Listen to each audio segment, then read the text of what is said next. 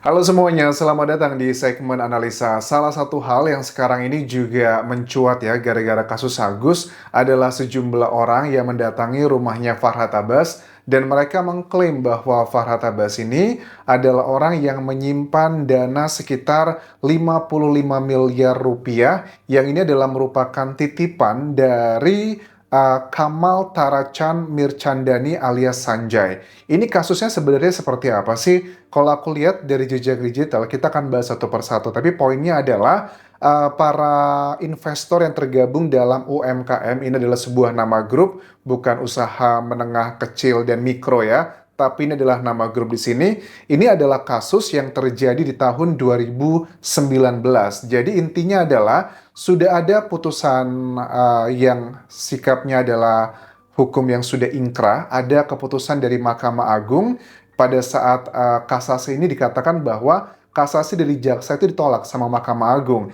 Hasilnya adalah dibebaskannya bos dan direktur utama Kam and Kam, Kamal Taracat Mirchandani alias Sanjay tersebut. Nah, ternyata uang yang dipermasalahkan di sini yang berhasil dikumpulkan dari dugaannya adalah investasi bodong ini adalah sekitar 750 miliar rupiah. Bahkan ada nama artis-artis besar, bahkan juga dugaannya kayak pejabat zaman dulu gitu ya, yang juga menjadi kayak endorsement-nya. Nah, kronologinya teman-teman, Farhad ini mengklaim bahwa dia tuh hanyalah sebagai kuasa hukumnya Elsa Sharif, dan Elsa Sharif ini adalah kuasa hukumnya dari Sanjay tersebut. Dan Sanjay ini dugaannya dia bilangin ke sejumlah investor waktu bebas itu bilang begini, kalian itu kalau mau minta uangnya kembali, minta aja sekarang ada sama Elsa Sharif atau Farhad Abbas begitu. Loh kok bisa ngomongnya ke sana? Karena menurut mereka yang para investor ini bilang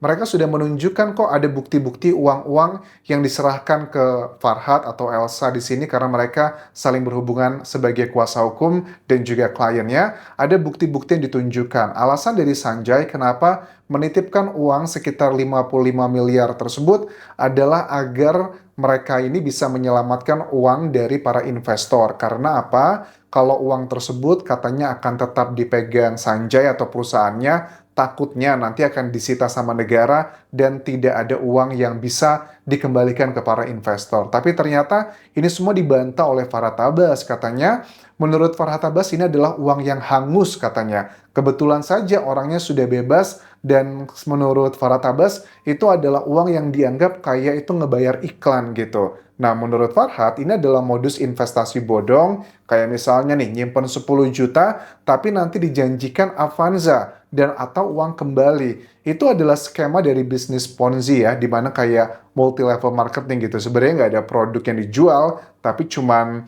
ya yang bawah, ngebayar yang atas, yang tengah lagi ngebayar yang atas, jadi kayak Ponzi sistemnya gitu. Jadi, itu adalah bisnis bodong atau investasi bodong. Dia bilang bahwa begini, memang ada anggaran 30 miliar yang didapatkan oleh Elsa Sharif, tetapi itu adalah dana atau fee yang memang untuk sebagai kuasa hukumnya. Karena ada berapa nih? Ada 7 ya kalau nggak salah PT di sini yang terlibat dalam dugaan investasi bodong ini, walaupun kan kita bingung juga ya, putusan hukumnya sudah ingkrah, tapi kan kalian tahu ya, di Indonesia tuh tidak semua yang ingkrah sudah pasti adalah kebenarannya. Memang kita harus hormati, tapi apakah itu benar atau tidak itu beda ceritanya. Ada juga keterangan dari kuasa hukum UMKM-nya, James Tambunan, yang mengatakan bahwa dugaannya dari kliennya bilang ada uang 55 miliar tersebut, ya silahkan saja kita harus saling membuktikan kalau memang beneran ada uang yang dititipkan tapi tidak diberikan. Dan jangan, apa ya, jangan semena-mena katanya. Kalau uang tersebut adalah uang titipan, kata kuasa hukum UMKM ini, Farhad nanti bisa kena pasal pidana loh. Coba kita bahas kronologinya teman-teman. Ini sebenarnya kejadiannya seperti apa? Ini aku coba cek dari beberapa media massa di sini. Bos Me Miles ya bacanya kayaknya nih, Me Miles, ini bahasa Inggris ya, divonis bebas. Begini skema investasi yang tembus 750 miliar, ini dari detik.com, dari Detik News tahun 2020 ya. Jadi, Skema investasi yang dipakai Sanjay ini dapat dilihat dalam putusan PN Surabaya nomor sekian. Dalam putusannya ada beberapa skema investasinya. Yang pertama, ini ada 7 teman-teman. Jadi investasinya itu Sanjay adalah sebagai direktur utamanya, terus PT ini mengantongi izin dari Kementerian Perdagangan berupa izin perdagangan dan izin periklanan. PT ini juga membuat produk namanya MiMiles, suatu produk jasa aplikasi periklanan online yang dapat digunakan customer untuk dapat memasang iklan dengan cara top up iklan, beli slot iklan. Ini sebenarnya nggak masuk akal, karena nggak ngerti gitu loh, produknya apa yang dijual. Masa orang cuman ngebeli iklan, terus kita pasang slot iklan di sana, terus yang dipromosikan apa? Apakah usaha kita atau seperti apa? Ini kan aneh gitu. Nah, pemasaran produk jasa MiMiles ini melalui marketing agen dan tidak berbasis multi-level marketing. Tidak ada upline dan downline-nya. Sehingga satu orang agen iklan dapat memperoleh customer banyak. Kayaknya ini memang modusnya yang dipakai untuk merugikan para klien ataupun juga investornya. MiMiles adalah suatu produk jasa yang menjual jasa periklanan online, bukan menerima titipan uang customer untuk dibungakan, atau tidak dibentuk tabungan, deposito, simpanan, investasi, dan atau yang dipersamakan dengan itu. Dan uang yang dibayarkan adalah transaksi pemakaian slot iklan yang dibeli oleh customer. Karena aneh nih ya, kalau aku lihat kan, ini kan dari beberapa investor yang datang ke rumahnya Farhad, kan mohon maaf ya, ada yang kayak profesinya tuh yang kayak menengah ke bawah, logika aja, dia punya produk apa sih, kok dia harus mengiklankan? Karena di sini kan dikatakan perusahaan ini bukan perusahaan investasi gitu. Jadi kayak aku mau masang iklan nih, misalnya kalau kalian ya mau masang iklan di YouTube atau di Facebook atau di TikTok atau di Instagram, ya udah kalian bayar aja ke situ, nanti kalian akan dapat reportnya iklannya itu berapa banyak gitu. Nah, di sini masalahnya adalah ada janji-janji manis yang disampaikan. Kalau kamu menaruh slot di situ, ada kelipatan-kelipatannya, yang ini yang nggak benar. Maksudnya gimana? Misalnya gini, ada tarif dan juga harga dari produk jasa MiMiles. Produknya itu cuman jualan iklan lah sebenarnya. Kayak YouTube channelku atau Facebook pageku gitu ya. Aku ngejual iklan, orang yang mau iklan sama aku, silahkan nanti aku tayangin di sini, misalnya seperti itu. Tapi kan itu nggak sekedar iklan, tapi mereka dijanjikan ada investasinya gitu. Tarifnya nilainya begini teman-teman, kayak top up iklan mulai dari 50.000 sampai 5 juta, maka customer dapat dan wajib memasang iklan online selama 7 hari. Ya kayak TV lah, atau kayak radio, atau kayak media lainnya. Terus nilai top up iklan antara 5 juta sampai 50 juta, maka customer dapat dan wajib memasang iklan selama 14 hari. Terus nilai top up iklan lebih dari 50 juta, customer bisa dan wajib memasang iklan online selama 21 hari, dan seterusnya, seterusnya, seterusnya. Apabila customer tidak memasang iklan online, maka slot iklan online tersebut yang telah dibeli dibayarkan akan langsung hangus, sehingga oleh karena customer wajib memasang iklan online pada waktu yang telah ditentukan. Jadi memang ini banyak yang dibodoh-bodohin dengan skema online ini ya. Tapi kan 750 miliar loh uang yang berhasil dikumpulkan dari para investor ini sekarang kemana begitu. Nah, Farhad pun juga, dia kan tidak terlibat dalam ini, bukan aku ngebela Farhad ya, tapi kita ngelihat konteksnya. Farhad itu tidak ngebela kasus yang UMKM ini atau kejadian di tahun 2019 akhir ini teman-teman. Dia kan menjadi kuasa hukum untuk si Elsa yang menjadi kuasa hukum saat itu.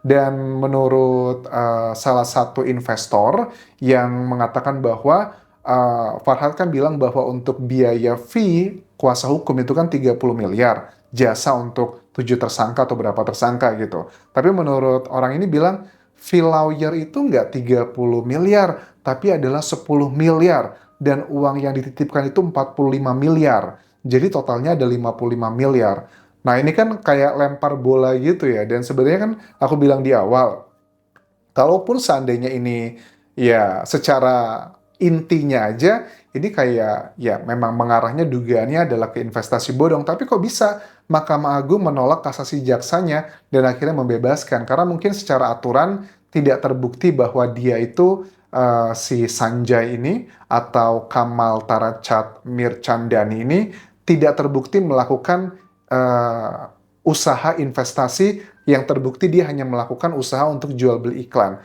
yang menurut aku juga itu nggak masuk akal. Kenapa kok orang mau iklan di sebuah tempat yang aplikasinya aja nggak terkenal? Kalau memang kita mau iklan yang lebih masif, ya kita bisalah ke TV-TV besar di Indonesia, Trans TV, Trans 7, atau YouTube, atau TikTok, atau media sosial media platform lainnya. Itu kan lebih clear, kita ngeluarin uang seperti itu.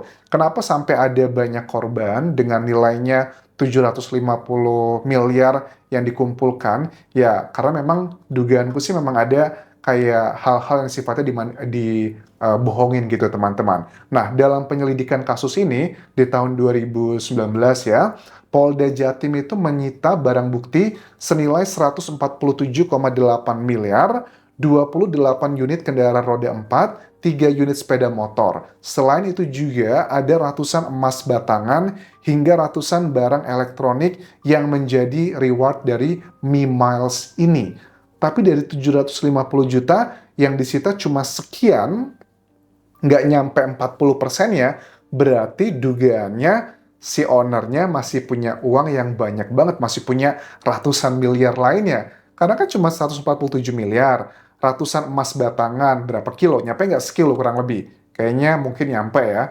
Itu paling cuma berapa juga, nggak nyampe 750 miliar gitu.